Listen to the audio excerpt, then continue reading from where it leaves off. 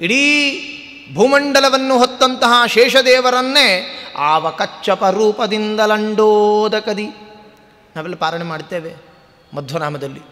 ಶೇಷದೇವರು ಇಡೀ ಭೂಮಂಡಲವನ್ನು ಹೊತ್ತವರು, ಅವರನ್ನು ವಾಯುಕೂರ್ಮನಾಗಿ ಮುಖ್ಯಪ್ರಾಣದೇವರು ಹೊತ್ತಿದ್ದಾರೆ.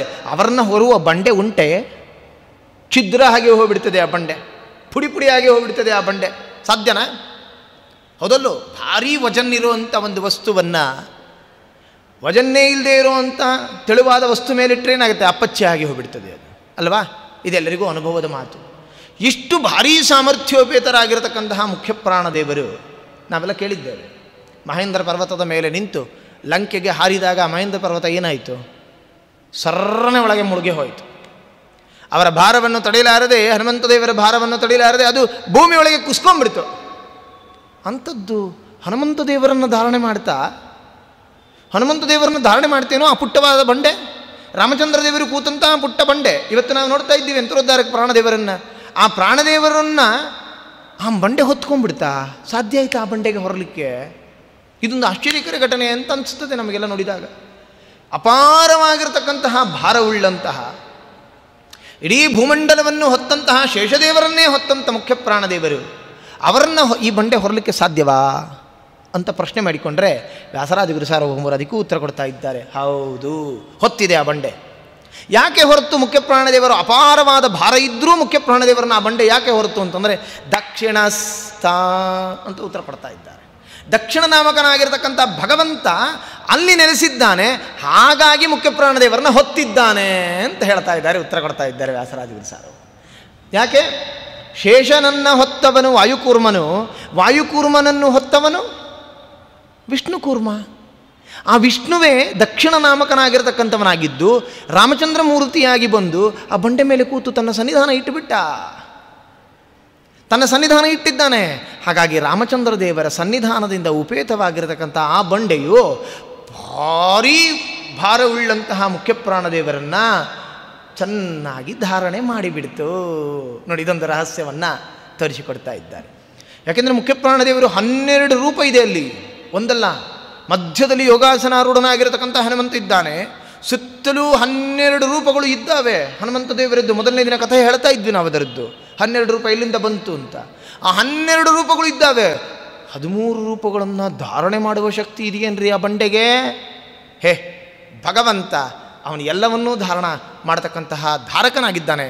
ಅಂತಹ ಪರಮಾತ್ಮನಿಗೆ ಮುಖ್ಯಪ್ರಾಣದೇವರನ್ನು ಹೊರುವುದು ಏನೂ ಕಷ್ಟ ಅಲ್ಲ. ಹಾಗಾಗಿ ಭಗವಂತ ದಕ್ಷಿಣ ನಾಮಕನಾಗಿರತಕ್ಕಂಥ ಭಗವಂತನೇ ಆ ಬಂಡೆಯಲ್ಲಿ ನೆಲೆಸಿದ್ದು. ದಕ್ಷಿಣಸ್ಥ, ದಕ್ಷಿಣ ನಾಮಕನಾಗಿರ್ತಕ್ಕಂಥ ಭಗವಂತನೇ ಆ ಬಂಡೆಯಲ್ಲಿ ನೆಲೆಸಿದ್ದು. ಗಿರೌ ಸದಾ, ಗಿರ ಅಂತ ಮುಖ್ಯ ಪ್ರಾಣದೇವರನ್ನು ಹೊತ್ತಿದ್ದಾನೆ. ಇದು ತಾತ್ಪರ್ಯ. ಹಾಗಾದರೆ ಈಗ ಯಂತ್ರೋದ್ಧಾರಕ ಪ್ರಾಣದೇವರು ಯಾರ ಮೇಲೆ ಕೂತಿದ್ದಾರೆ? ದಕ್ಷಿಣ ನಾಮಕನಾಗಿರ್ತಕ್ಕಂಥ ಭಗವಂತನ ಸನ್ನಿಧಾನವುಳ್ಳಂಥ ಆ ಕಲ್ಲು, ಅದು ಭಗವಂತನೇ. ಆ ಭಗವಂತನ ತೊಡೆಯನ್ನೇ ಆಸನವನ್ನಾಗಿ ಮಾಡಿಕೊಂಡು ಕೂತಿದ್ದಾರೆ. ಹೀಗೆ ಆಲೋಚನೆ ಮಾಡಬೇಕು ನಾವು ಅಲ್ಲಿಗೆ ಹೋದಾಗ. ಯಂತ್ರೋದ್ಧಾರಕ ಪ್ರಾಣದೇವರ ಚಿತ್ರವನ್ನು ನೋಡಿದಾಗ, ಆ ಬಂಡೆ ಚಿತ್ರವನ್ನು, ಆ ಬಂಡೆ ಕಲ್ಲನ್ನು ನಾವು ಮನಸ್ಸಿಗೆ ತೆಗೆದುಕೊಂಡಾಗ, ಆ ಬಂಡೆ ಅನ್ನೋದು ಸಾಮಾನ್ಯ ಅಲ್ಲ. ಮುಖ್ಯ ಪ್ರಾಣದೇವರನ್ನು ಹೊರತಾ ಇರತಕ್ಕಂತಹ ಭಗವಂತನ ಸನ್ನಿಧಾನದಿಂದ ಕೂಡಿರತಕ್ಕಂಥ ದಿವ್ಯವಾಗಿರತಕ್ಕಂಥ ಬಂಡೆ ಅದು. ಈ ಚಿಂತನೆಯನ್ನು ನಮಗೆ ತಂದು ಕೊಡ್ತಾ ಇದ್ದಾರೆ ಯಾರು? ವ್ಯಾಸರಾಜ ಗುರು ಸಾರ್ವಭೌಮರು. ಇದು ಸೌಂದರ್ಯ. ವಾಸಿನಂ ಚಕ್ರತೀರ್ಥಸ್ಯ ದಕ್ಷಿಣಸ್ಥಗಿರೌ ಸದಾ ತುಂಗಾಂಬೋಧಿತರಂಗಸ್ಯ ವಾತೇನ ಪರಿಶೋಭಿತೆ. ಇನ್ನೊಂದು ವಿಶೇಷ ವಿಚಾರ ತಗೊಳ್ತಾ ಇದ್ದಾರೆ. ಈಗ ತಾನೇ ಹೇಳಿದ್ವಿ, ತುಂಗಾಂಬೋಧಿತರಂಗಸ್ಯ ವಾತೇನ ಪರಿಶೋಭಿತೆ ಅಂತ ಹೇಳಿಬಿಟ್ರು. ತುಂಗಾ ನದಿ ಹರಿತಾ ಇದೆ, ಅದು ಭಾರಿ ವಿಸ್ತಾರವಾಗಿ ಹರಿತಾ ಇದೆ. ಅಂತಹ ತುಂಗಾ ನದಿಯ ಅಲೆಗಳು, ಅದರ ಮೇಲೆ ತೇಲಿ ಬಂದಂತಹ ತಂಪಾದ ಗಾಳಿ, ಅದರಿಂದ ಯುಕ್ತರಾಗಿ ಅಲ್ಲಿ ಹಾಯಾಗಿ ಕೂತ್ಬಿಟ್ಟಿದ್ದಾರೆ. ಇದು ಸಾಮಾನ್ಯ ಅರ್ಥ. ವಿಶೇಷ ಅರ್ಥ ಇದೆ. ವ್ಯಾಸರಾಜ ಗುರು ಸಾರ್ವಭೌಮರು ಹೀಗೆಲ್ಲ ಸಾಮಾನ್ಯ ಅರ್ಥವನ್ನು ತಿಳಿಸೋರಲ್ಲ, ಅವ್ರು ಏನಿದ್ರು ವಿಶೇಷವಾಗಿ ಮಾತಾಡ್ತಕ್ಕಂಥವ್ರು. ಅವರು ಹೇಳ್ತಾ ಇದ್ದಾರೆ, ಇದರ ತಾತ್ಪರ್ಯವನ್ನೇ ಬೇರೆ ಅಂತ ಚಿಂತನೆ ಮಾಡಬೇಕು. ನೋಡಿ, ತುಂಗ ಅನ್ನೋ ಶಬ್ದಕ್ಕೆ ಉತ್ಕೃಷ್ಟ ಅಂತ ಅರ್ಥ. ಉತ್ತುಂಗಕ್ಕೆ ಏರಿಬಿಟ್ಟಿದ್ದಾರೆ ಅಂತ ಹೇಳಲ್ಲ. ಏನ್ರೀ, ಈಗ ಅವರ ಕೀರ್ತಿ ಉತ್ತುಂಗಕ್ಕೆ ಏರಿದೆ. ಉತ್ತುಂಗ ಅಂತಂದರೆ ಏನು? ತುಂಗ, ಉತ್ಕೃಷ್ಟ ಅಂತ ಅರ್ಥ. ಉತ್ತುಂಗಕ್ಕೆ ಏರಿದೆ ಅಂದರೆ ಮೇಲಕ್ಕೆ ಏರಿದೆ ಅಂತ ಹೇಳೋದನ್ನು ನಾವೆಲ್ಲ ಸಾಮಾನ್ಯ ಭಾಷೆಯಲ್ಲಿ ಹೇಳುತ್ತೇವೆ. ತುಂಗ ಅಂದರೆ ಹಾಗಾದರೆ ಏನು ಅರ್ಥ ಆಯಿತು? ಉತ್ಕೃಷ್ಟ. ಅಂತ ಅರ್ಥ ಆಯಿತು. ಉತ್ತಮ, ಉತ್ಕೃಷ್ಟವಾದ ಅಂತ ಅರ್ಥ ತುಂಗಾ ಶಬ್ದಕ್ಕೆ. ಅಂಬೋಧಿ ಅಂದರೆ ಸಮುದ್ರ ಅಂತ ಅರ್ಥ. ಉತ್ಕೃಷ್ಟವಾದ ಸಮುದ್ರ, ಆ ಉತ್ಕೃಷ್ಟವಾದ ಸಮುದ್ರದ ಅಲೆಗಳು ಅಂತ ಇಟ್ಕೋಬೇಕು. ಉತ್ಕೃಷ್ಟವಾದ ಸಮುದ್ರದ ಅಲೆಗಳ ಸಂಬಂಧದಿಂದ ಕೂಡಿರ್ತಕ್ಕಂತಹ ವಾತ ಗಾಳಿ, ಅದರಿಂದ ಚೆನ್ನಾಗಿ ಶೋಭಿತರು ಆಗಿದ್ದಾರೆ ಮುಖ್ಯ ಪ್ರಾಣದೇವರು. ಏನು ಹಾಗಂದರೆ ಉತ್ಕೃಷ್ಟವಾದ ಸಾಗರ ಸಮುದ್ರ ಅಂದರೆ ಯಾವುದು? ಸಮುದ್ರ ಕೇಳಿದ್ದೀವ್ರಿ, ಉತ್ಕೃಷ್ಟ ಸಮುದ್ರ ಅಂದರೆ ಏನು ರೀ ಅರ್ಥ? ಸಮುದ್ರ ಅಂದಮೇಲೆ ಒಂದು ಭೀಕರತೆ ಇರ್ತದೆ. ಸಮುದ್ರ ಅಂದ್ರೇ ಅದು ಉತ್ಕೃಷ್ಟ ಉತ್ತಮ ಅಂತ ನಮಗೆ ಯಾರು ಹೇಳದೇ ಇದ್ರೂ ಅದು ತನಗೆ ಗೊತ್ತಾಗುವಂಥ ವಿಚಾರ, ಹೌದಲ್ಲ? ಸಮುದ್ರ ಅಂದ ಕೂಡಲೇ ಅದು ಉತ್ತಮ, ಉತ್ಕೃಷ್ಟವಾದದ್ದು, ಭಾರೀ ಗಾಂಭೀರ್ಯವುಳ್ಳದ್ದು, ಭಾರೀ ಶಬ್ದ ಮಾಡ್ತಾ ಇರ್ತದೆ, ನಮಗೆ ತಿಳಿತದೆ. ಅದಕ್ಕೆ ಉತ್ಕೃಷ್ಟ ಅನ್ನೋ ಶಬ್ದ ಏನು ಕೊಡಬೇಕಾಗಿಲ್ಲ, ಅದಕ್ಕೊಂದು ಅಬ್ಜೆಕ್ಟಿವ್ ಗುಣವಾಚಕತ್ವವನ್ನು ಏನು ಕೊಡಬೇಕಾಗಿಲ್ಲ. ಆದರೆ ಕೊಟ್ಟಿದ್ದಾರಲ್ಲ, ಉತ್ಕೃಷ್ಟವಾದ ಸಮುದ್ರ, ಏನು ನೀಚವಾದ ಸಮುದ್ರ ಅಂತ ಇರ್ತದ? ಉತ್ಕೃಷ್ಟ ಸಮುದ್ರ ಅಂತ ಯಾಕೆ ಬರೆದಿದ್ದಾರೆ ವ್ಯಾಸರಾಜಗುರು ಸಾರ್ವಭೌಮರು ಅಂತ ಯೋಚನೆ ಮಾಡಿದರೆ ಒಂದು ಕಾರಣ ಇದೆ. ಸಮುದ್ರ ಅಂದರೆ ಏನು? ಕರ್ಮಗಳ ಅಲೆ ಅಂತರ್ಥ. ನಮ್ಮ ಕರ್ಮಗಳು ಸಮುದ್ರದೋಪಾದಿ ಇದ್ದಾವೆ. ನಮ್ಮ ಸಂಚಿತ ಆಗಾಮಿ ಪ್ರಾರಬ್ಧಾದಿ ಕರ್ಮಗಳು ಏನಾಗಿದ್ದಾವೆ? ಸಾಗರದೋಪಾದಿ ಇದ್ದಾವೆ, ನಿಲ್ಲದು. ಅದು ಅಪಾರವಾಗಿರತಕ್ಕಂಥ ಸಮುದ್ರ ಯಾವುದು? ನಮ್ಮ ಕರ್ಮಗಳು ಎಂಬುದು ಅಪಾರವಾದ ಸಮುದ್ರ, ಭಾರೀ ಸಮುದ್ರ ರೀ ನಮ್ಮ ಕರ್ಮಗಳು, ತೀರೋದೇ ಇಲ್ಲ ಅಂತದೆ. ಒಂದು ಕರ್ಮ ಆಚರಣೆ ಮಾಡಿದರೆ ಇನ್ನು 10 ಕರ್ಮಗಳು ಉತ್ಪತ್ತಿಯಾಗಿಬಿಡ್ತದೆ, ಹೌದಲ್ಲ? ಒಂದು ಕರ್ಮ ಆಚರಣೆ ಮಾಡ್ತಿದ್ದಂಗೆ ಇನ್ನು 10 ಕರ್ಮಗಳನ್ನು ಅದು ಉತ್ಪತ್ತಿ ಮಾಡ್ತಾ ಇರ್ತದೆ. ಇಂತಹ ಸಮುದ್ರ ರೀ ಇದು, ಹೌದು. ಅಲೆಗಳ ಥರ ನಮ್ಮ ಕರ್ಮಗಳು ಅಲೆಗಳ ಉಪಾದಿಯಲ್ಲಿ ಒಂದರಿಂದ ಒಂದು ಕ್ಷಣವೂ ಜೀವ ಕರ್ಮವಿಲ್ಲದೆ ಇರಲಿಕ್ಕೆ ಸಾಧ್ಯನೇ ಇಲ್ಲ. ಏನಾದರೂ ಒಂದು ಚೇಷ್ಟೆ ಮಾಡ್ತಾನೇ ಇರಬೇಕು. ಈಗ ನಾವು ಸುಮ್ಮನೆ ಕೂತಿದ್ದೀವಿ ಅಂದ್ಕೊಂಡಿದ್ದೀವಿ, ಶ್ರವಣ ಮಾಡ್ತಾ ಇದ್ದೀವೋ ಇಲ್ಲೋ? ಶ್ರವಣ ಅನ್ನೋದೇ ಒಂದು ಚೇಷ್ಟೆ, ಹೌದಲ್ಲೋ? ಅಥವಾ ಆನಂದಾದಾಗ ತಲೆಯಲ್ಲಿ ಆಡಿಸ್ತೇವೆ, ಇಷ್ಟ ಆಗಲಿಲ್ಲ ಅಂದರೆ ಇಲ್ಲ ಅಂತೀವಿ. ಇದೆಲ್ಲ ನಮ್ಗೆ ಈಗಲೂ ಕ್ರಿಯೆ ನಡೀತಾ ಇರ್ತದೆ. ಸಂಗೀತ ಕೇಳಬೇಕಾದ್ರೂ ಕೂಡ ಕೈಕಾಲು ಬಡಿತಾ ಇರ್ತದೆ ನಮ್ಮದು. ನಮಗೇನು ಬರದೇ ಇದ್ರೂ ನಮ್ಮ ಕೈಕಾಲಂತೂ ಬಡಿಕೋತಾ ಇರ್ತದೆ, ಹೌದಲ್ಲೋ?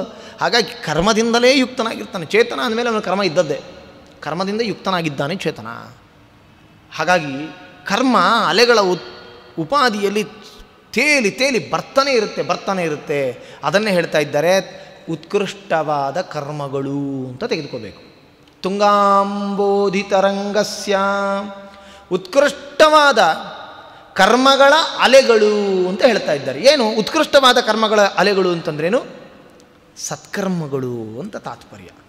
ಹಾಗಾಗಿ ತುಂಗಾಂಬೋಧಿ ತರಂಗ ಅಂತಂದರೆ ಸತ್ಕರ್ಮಗಳ ಅಲೆಗಳು ಅಂತ ಅರ್ಥ. ನಾವು ಮಾಡತಕ್ಕಂತಹ ಕರ್ಮಗಳು ಅದು ದುಷ್ಟಕರ್ಮ, ಕರ್ಮ, ಅಕರ್ಮ, ವಿಕರ್ಮ ಅಂತ 3 ರೀತಿಯಾಗಿ ಗೀತೆಯಲ್ಲಿ ಹೇಳ್ತಾರೆ. ಅದರಲ್ಲಿ ನಾವು ಮಾಡತಕ್ಕಂತಹ ಸತ್ಕರ್ಮಗಳು ಏನಿದ್ದಾವೆ, ಆ ಸತ್ಕರ್ಮಗಳು ಎಂಬತಕ್ಕಂತಹ ಅಲೆಗಳ ಬಗ್ಗೆ ಮಾತಾಡ್ತಾ ಇದ್ದಾರೆ ವ್ಯಾಸರಾಜ ಗುರು ಸಾರ್ವಭೌಮರು. ಏನು ಹೇಳ್ತಾ ಇದ್ದಾರೆ ವ್ಯಾಸರಾಜರು? ತುಂಗಾಂಬೋಧಿ ತರಂಗಸ್ಯ ಅಂತಂದರೆ ಸತ್ಕರ್ಮಗಳು, ಅಂತಹ ಸತ್ಕರ್ಮಗಳ ಅಲೆಗಳು ಅವು ಉತ್ಪನ್ನ ಆಗಿ ಬರಬೇಕು. ನಾವು ಮಾಡತಕ್ಕಂಥ ಕರ್ಮಗಳಲ್ಲಿ ಎಲ್ಲ ಮಿಶ್ರಣವೇ. ಒಂದು ಸತ್ಕರ್ಮ ಮಾಡೋಕ್ಕೋಗಿ ಅದಕ್ಕೆ 10 ದುಷ್ಕರ್ಮ ಮಾಡಿಟ್ಟಿರ್ತೇವೆ, ಅದಕ್ಕೆ ವಿಪರೀತವಾಗಿರತಕ್ಕಂತಹ ಕೆಟ್ಟ ಕರ್ಮಗಳನ್ನು ಬೆರೆಸ್ಕೊಂಡಿರ್ತೇವೆ. ಒಳ್ಳೆ ಹೋಮ ಮಾಡಿದ್ವಿ ರಾಯರ ಮಠದಲ್ಲಿ, ಮಂತ್ರಾಲಯ ಪ್ರಭುಗಳ ಸನ್ನಿಧಾನದಲ್ಲಿ ಪವಮಾನ ಹೋಮ ಮಾಡಬೇಕು ಅಂತ ಬಹಳ ಅಪೇಕ್ಷೆ ಬಂತು. ಸಂತೋಷದಿಂದ ಪವಮಾನ ಹೋಮ ಮಾಡಿದ್ವಿ. ಬಂಧು ಬಾಂಧವರನ್ನೇ ಸೇರಿಸಿದ್ವಿ, ಬ್ರಾಹ್ಮಣರಿಗೆ ಅನೇಕ ರೀತಿಯಾಗಿರ್ತಕ್ಕಂಥ ದಕ್ಷಿಣಾ ವಸ್ತ್ರಾದಿಗಳನ್ನು ಕೊಟ್ವಿ, ದಾನ ಧರ್ಮ ಮಾಡಿದ್ವಿ, ಸಂತೋಷ ಆಯಿತು. ಮಂತ್ರಪುರಸ್ಸರವಾಗಿ ಮಾಡಿದ್ವಿ, ಎಲ್ಲ ಅಭಿಮಾನದಿಂದ ಮಾಡಿದ್ವಿ. ಓ ಸತ್ಕರ್ಮ ಮಾಡಿದೆ ಅಂತ ಅಂದ್ಕೊಂಡ್ವಿ. ಎಲ್ಲ ಊಟ ಆದಮೇಲೆ ನೋಡ್ರಿ ಗೊತ್ತಾಗುತ್ತೆ. ಊಟ ಆದ ಕೂಡಲೇ ರಾಯರಿದ್ದಾರೆ ಅನ್ನೋದನ್ನು ಮರೆತು ಅವ್ರ ಮುಂದೆನೇ ತಾಂಬೂಲ ಗಜ ಗಜ ಗಜ ಗಜ ತಿಂದ್ಬಿಡ್ತೇವೆ. ಗಸ ಗಸ ಗಸ ಅಂತ ತಿಂತಾ ಇರ್ತೇವೆ. ಸಾಕ ಬಂತ ಅಲ್ಲೇ ಕರ್ಮ? ನೀನು ಇಷ್ಟೊತ್ತು ತನಕ ಮಾಡಿದ ಸತ್ಕರ್ಮ ಏನಾಯಿತು? ಒಂದು ಕ್ಷಣದಲ್ಲಿ ಹಾಳು ಮಾಡಿಕೊಂಡ್ವಿ. ರಾಯರು ಕೂತಿದ್ದಾರೆ ಎಂಬತಕ್ಕಂತಹ ಭಯನೇ ಇಲ್ಲ ನಮಗೆ. ಮಂತ್ರಾಲಯ ಪ್ರಭು ಅದೊಂದು ಕಲ್ಲಿನ ಬೃಂದಾವನ, ಕಲ್ಲಿನ ಕಟ್ಟಡ ಅನ್ಕೊಂಡು ತಿಳ್ಕೊಂಡ್ಬಿಡ್ತೀವಿ. ಎಷ್ಟು ತನಕ ಮಾಡಿದ್ದೇನು ಬಂತು? ಹೇಳಿದ್ದು ನಾವು ಭಾರಿ ಚೆನ್ನಾಗಿ ಮಾಡಿದ್ವಿ. ನಮ್ಮ ಪುರೋಹಿತರು ಭಾರಿ ಮಂತ್ರ ಹೇಳಿದ್ರು, ಅನೇಕ ಆಹುತಿಗಳನ್ನು ಹಾಕಿಸಿದ್ರು, ಸಂತೋಷ ಕೊಟ್ಟರು, ದಾನ ಕೊಟ್ವಿ, ಇಷ್ಟಿಷ್ಟು ದುಡ್ಡು ಕೊಟ್ವಿ, ಅಷ್ಟು ದುಡ್ಡು ಕೊಟ್ವಿ, ಇಂತಿಂಥ ವಸ್ತ್ರ ತಂದು ಕೊಟ್ಟು ಎಲ್ಲ ಮಾಡಿದ್ಯಪ್ಪ, ಎಲ್ಲ ಚಂದ ಮಾಡಿದ್ವಿ. ಕಡೆಯಲ್ಲಿ ಏನು ಮಾಡಿಕೊಂಡು?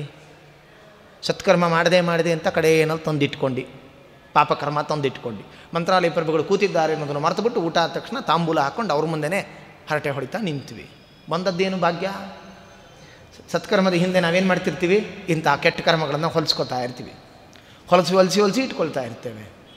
ಇದು ನಾವು ಮಾಡುವುದು ಸತ್ಕರ್ಮ ಅಂತ ಆಗೋದೇ ಇಲ್ಲ. ಆದರೂ ಮಾಡಿದಂತಹ ಸತ್ಕರ್ಮವನ್ನೇ ಸ್ವೀಕಾರ ಮಾಡುವವರು ಆಗ್ತಾ ಇದ್ದಾರೆ, ಮುಖ್ಯ ಪ್ರಾಣದೇವರು ಕ್ಷಮ ಮಾಡುವವರು ಆಗ್ತಾ ಇದ್ದಾರೆ. ಹಾಗಾಗಿ ಮಂತ್ರಾಲಯ ಪ್ರಭುಗಳು ಹೋಗಲಿ ಬಿಡು ಅಜ್ಞಾನಿ ಇವ ಅನ್ಕೊಂಡು ಸುಮ್ಮನೆ ಬಿಡ್ತಾರೆ.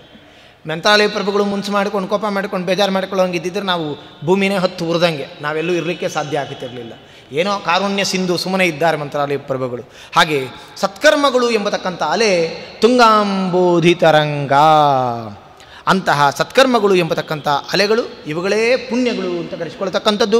ಇಂತಹ ಪುಣ್ಯಗಳಿಂದ ಕೂಡಿದವರಾದಂತಹ ದೇವತೆಗಳು ಸಮೂಹದ ಮಧ್ಯದಲ್ಲಿ ಪರಿಶೋಭಿತರೂ ಆಗಿದ್ದಾರೆ. ಅಂದರೆ ದೇವತೆಗಳು ಮಾಡುವಂಥ ಕರ್ಮಗಳು ಎಲ್ಲವೂ ಸತ್ಕರ್ಮಗಳೇ ಅಂತ ತಾತ್ಪರ್ಯ. ನಮ್ಮನ್ನು ಬಿಡ್ರಿ, ನಮ್ಮ ಮಧ್ಯದಲ್ಲಿ ಹನುಮಂತ ದೇವರು ಅದೃಶ್ಯರಾಗಿ ಇದ್ದಾರೆ, ನಮಗೆ ದೃಗ್ಗೋಚರರು ಆಗಿಲ್ಲ, ಅವ್ಯಕ್ತರು ಆಗಿದ್ದಾರೆ. ಆದರೆ ಸತ್ಕರ್ಮಾನುಷ್ಠಾನ ತತ್ಪರರಾದ ದೇವತಾ ವೃಂದ, ಅದಕ್ಕೆ ತುಂಗಾಂಬೋಧಿ ತರಂಗಸ್ಯ ವಾತೇನ ಪರಿಶೋಭಿತೆ, ಅಂದರೆ ಸತ್ಕರ್ಮಾನುಷ್ಠಾನ ಪರರಾದ ಮಹಾಪುಣ್ಯಶಾಲಿಗಳಾದ ದೇವತಾ ವೃಂದದ ಮಧ್ಯದಲ್ಲಿ ಚೆನ್ನಾಗಿ ವಿರಾಜಮಾನರಾಗಿದ್ದಾರೆ ಎಂದುಬಿಟ್ರು ವಾದಿರಾಜ. ವ್ಯಾಸರಾಜರು ಏನಂತ ಇದ್ದಾರೆ? ತುಂಗಾಂಬೋಧಿ ತರಂಗಸ್ಯ ವಾತೇನ ಪರಿಶೋಭಿತೆ ಚಕ್ರತೀರ್ಥಸ್ಯ ವಾಸಿನಂ, ಅಲ್ಲಿ ಚಕ್ರತೀರ್ಥದಲ್ಲಿ ವಾಸ ಮಾಡ್ತಾ ಇದ್ದಾರೆ ಅಂತ ಹೇಳೋದಕ್ಕೆ ಮೊದಲಿಗೆ ಪ್ರಭು ರಾಮಚಂದ್ರ ದೇವರು ಕುಳಿತ ಸ್ಥಳ ಅಂತ ಕ್ಷೇತ್ರದಲ್ಲಿದ್ದಾರೆ ಅಂತ ಅರ್ಥ ತೋರಿಸಿದರು. ಈಗ ತುಂಗಾಂಬೋಧಿ ತರಂಗಸ್ಯ ಅಂತ ಹೇಳುವುದರಿಂದ ಸತ್ಕರ್ಮಾನುಷ್ಠಾನ ಪರರಾದ ಸದಾ ಪುಣ್ಯಶಾಲಿಗಳಾದ ದೇವತಾ ವೃಂದದ ಮಧ್ಯದಲ್ಲಿ ವಿರಾಜಮಾನರು ಆಗಿದ್ದಾರೆ. ಹಾಗಾದರೆ ಈಗ ಯಂತ್ರೋದ್ಧಾರಕ ಪ್ರಾಣದೇವರ ಹಂಪೆ ಕ್ಷೇತ್ರ ಅದು ಏನು? ಸದಾ ಸತ್ಕರ್ಮಾನುಷ್ಠಾನ ತತ್ಪರರಾದ ದೇವತಾ ಸಮೂಹದಿಂದ ಕೂಡಿರುವ ಕ್ಷೇತ್ರ ಅಂತ. ಮೊದಲಿಗೆ ಭಗವಂತನ ಕ್ಷೇತ್ರ ಅಂತಾಯಿತು. ಈಗ ತುಂಗಾಂಬೋಧಿ ತರಂಗಸ್ಯ ವಾತೇನ ಪರಿಶೋಭಿತೆ ಅಂತ ಹೇಳಿದ್ರಿಂದ ಸಕಲ ದೇವತಾ ವೃಂದ ನೆಲೆಸಿರುವ ಕ್ಷೇತ್ರ ಅಂತಾಯಿತು. ಹೇಗೆ ಪರಮಾತ್ಮ ತನ್ನ ಪರಿವಾರ ಸಮೇತನಾಗಿ ಎಲ್ಲ ಕಡೆಯಲ್ಲೂ ಸಂಚಾರ ಮಾಡ್ತಾನೋ ಹಾಗೆ ಮುಖ್ಯಪ್ರಾಣದೇವರು ಕೂಡ ತಮ್ಮ ಪರಿವಾರ ತತ್ವಾಭಿಮಾನಿ ದೇವತೆಗಳು ಅವರ ಸಮೇತರಾಗಿಯೇ ಸಂಚಾರ ಮಾಡುವವರು, ಈ ಅರ್ಥವನ್ನು ತೋರಿಸ್ತಾ ಇದ್ದಾರೆ.